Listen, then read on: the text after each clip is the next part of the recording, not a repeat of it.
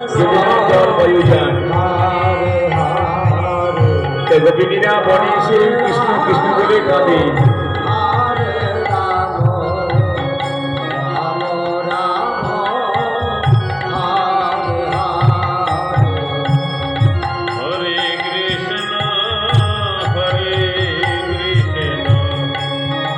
জীবন শিবন খুঁজি বেলায় কৃষ্ণকে জীবনী বংশী ধ্বনি করেছে গোবিন্দ।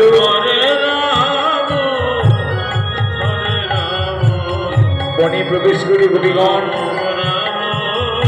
খুঁজি বেলায় গোবিন্দকে।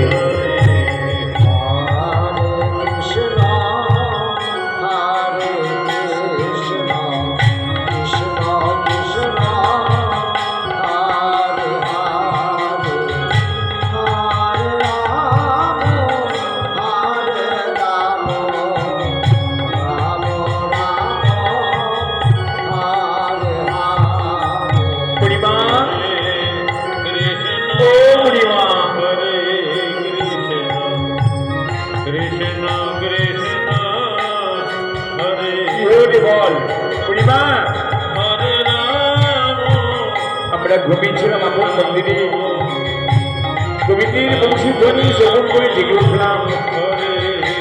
বনিশে দেখলাম গোবিন্দ নাই। তাহলে বলো বলো পরিমা,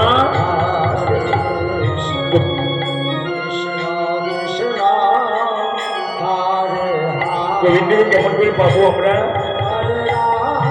পরিমা বলে শোন, একবার নয়নের জলে দেখা দাও বলে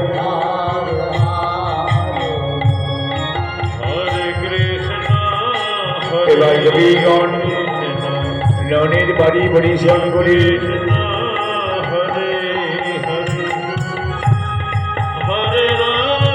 গোবিন্দ তুমি দেখা দাও বলে